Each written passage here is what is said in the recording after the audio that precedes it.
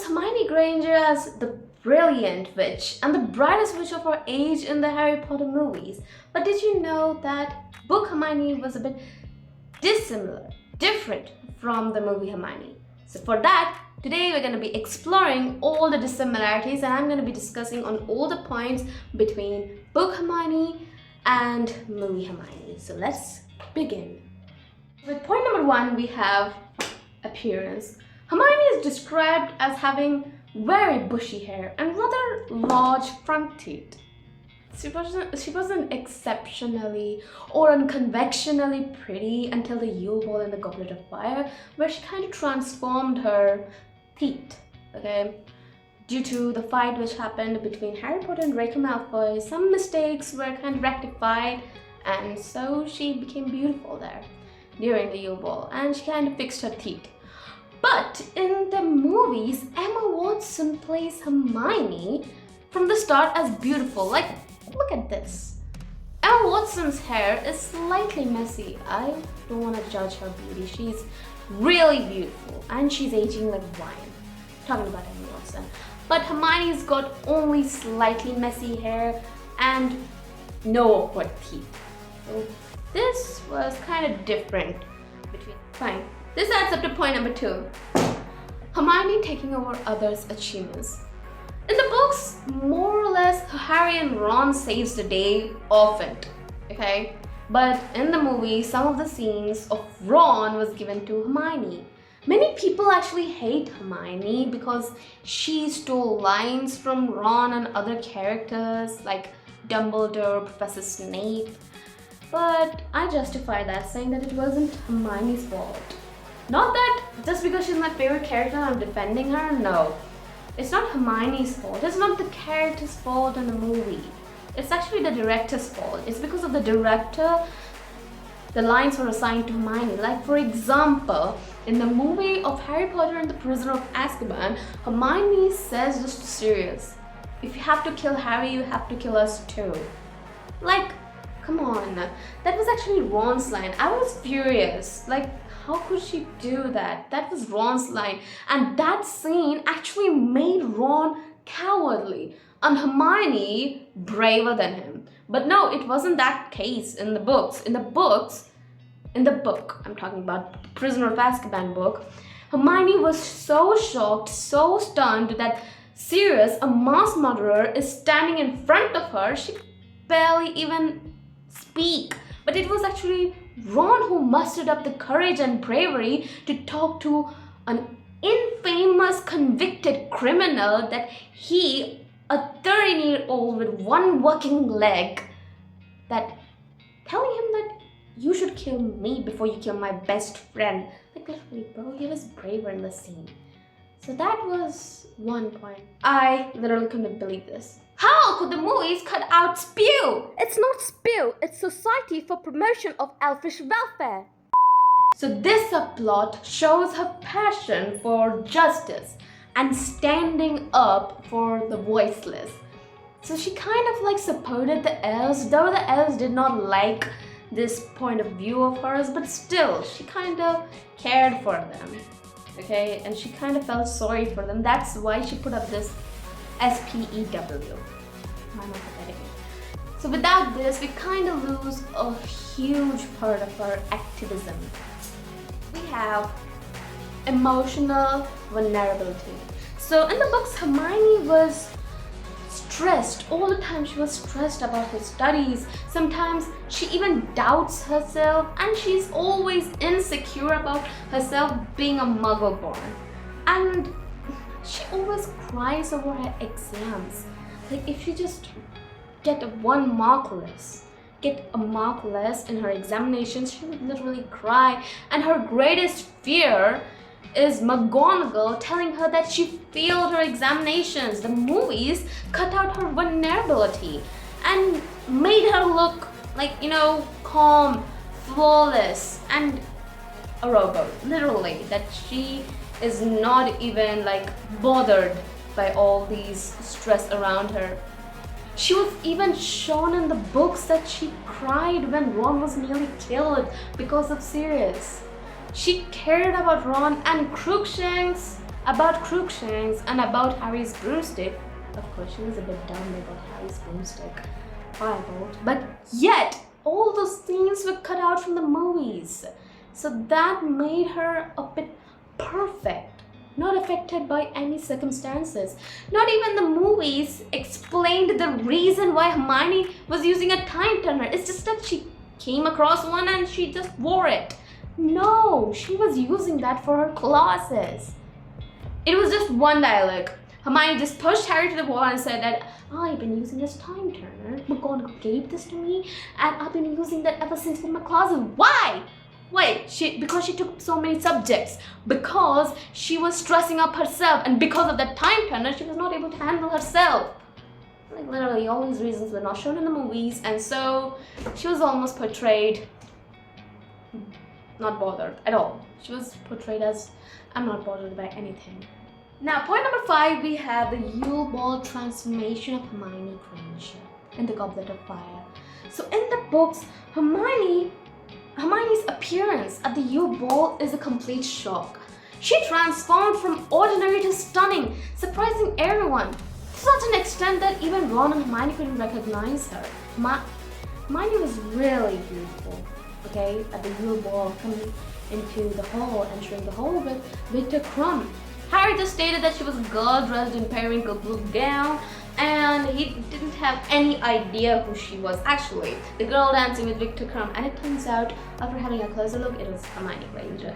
But in the movie, since Emma Watson already looked beautiful, it did not have the same dramatic effect. Like, it did not give such a surprise as we had in the books, okay?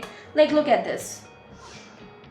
This is Hermione Granger in the movies, and Emma Watson is pretty already. But according to the books, she was quite different. Now, point number 6, we have flaws and humor. Sometimes Hermione can be really annoying, insensitive, and sometimes, a bit irritating too. She was actually a know-it-all sometimes, that it always gets on my nerves whenever she shows her jealousy over Harry's, top ranks in the potions class in the 6th year. So there, he was just taking help from a book, but Hermione did not like that. Come on, books can do anything, and she was so annoyed by the Half-Blood Prince that actually got on her nerves. Sometimes she even mocks somebody else's feelings, like mocking Lavender's feelings about her dead rabbit. Okay, she was really insensitive at that time, so that makes her character more real and human. Like, you can't be literally perfect, you can't be good, you can't be brave all the time, you can't be really, kind to others all the time. This actually made her a bit more human, okay, close to the reality. But in the movies, none of these scenes were shown, and she was shown flawless. So that was one similarity, and that was a negative point of her. She was even not justified about saying that Lavender's rabbit died a natural death. That there's nothing so depressing about it, but that was really insensitive of her, and it was. Point number 7, we have Hermione's deeds based on her immense knowledge. At the end of the Golden Triad's 4th year, Hermione literally locked up a reporter called Rita Skeeter in its beetle animagus form, feeding it grass and twigs for an entire week. Was absolutely crazy. That was, I have to say, that was one unique idea. But some fans were offended, saying that she was evil doing this, and as a Gryffindor she shouldn't have done that. But according to my personal opinion, I'm kind of I think that Hermione is justified in doing this, because all this rubbish Rita Skeeter written in the newspapers was horrible. And moreover, Hermione did the right thing, because she deserved that. Rita Skeeter deserved that. And she just did that for 1 week, and after that she was free. There was no problem. Yeah, I don't wanna oppose somebody else's opinion, but no, everybody's opinions are different. But this is my one.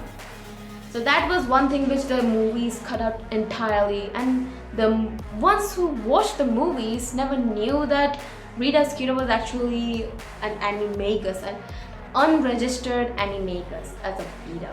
Okay? And the second point is using the galleons for the D8, the Dumbledore army. So she kind of taken up this idea from the Death Eaters having the dark mark on their arms, and she used that on the galleons, saying that this is kind of a better idea because she doesn't want to hurt people on their skin, and it's better to use it on pieces of metal. That was an incredible idea, and it was really high levels of nudes, nastily exhausting visiting tests. I hope that my full form is correct. Nastily exhausting visiting tests. It could be something else, I'm not sure. But most of the time, if it's wrong, I will write it here. Okay? So that was really high level of knowledge, and even some of the students of the DA were astonished by what she did with the galleons, and that was an incredible idea. All these things were cut out from the movies, and it was not that, satisfactory for us book fans. At point number 8, we have Ron and Hermione's relationship. So their romance in the books was slow and awkward, at the basis of building on years of subtle moments and jealousy. Okay, they've had a lot of relationship with others, but yet they kind of build their love step by step throughout the 7 years at Hogwarts. So in the movies, their development feels rushed immediately in the last movie. Okay, so there wasn't slow development. And in the movies, there were much more connections between Harry and Hermione. Their relationship was much more prioritized than Ron and Hermione. In the books, Ron and Hermione was more perfect than Harry and Hermione. Harry always considered Hermione as his sister, and he never felt that, fear of love. Because one time he already said that he missed Ron, because being with Hermione means all the time studying. And Hermione was much more perfect with Ron. So in the movies, the development feels rushed with few of those small funny details, which is not so great. And their relationship was not that good in the movies, and that made the movie watchers prefer Harry and Hermione's relationship, like they're soulmates. I know, in the case of soulmates, of course, Harry and Hermione are made for each other, but in the books, Ron and Hermione's relationship is far more better. So they're emotional. I'll try to make a video on Ron and Hermione's relationship too, because their one is a really good one. And I'd really like to talk on that because they're one of my favorite couples. So now with this, I'm coming to the end of the video. So book Hermione is flawed, insecure, brilliant, and sometimes emotional. And she was vulnerable, but still she kind of developed herself into maturity and got out of her insecurities. So she kind of mended her flaws towards the entire Harry Potter series. But in the books, Hermione was portrayed perfect, confident from the beginning, and loses some of its emotional depth. Yet, Emma Watson delivered an incredible performance in the movies. Okay? There are some dissimilarities, but still, both versions are iconic. So let me know if you like book Hermione or movie Hermione if the comments are open. If not, I'll be uploading frequent posts in the community, so don't forget to watch that. Till then, tune in for our next time for a new video from Arcade Rising Kids Vlog. Bye!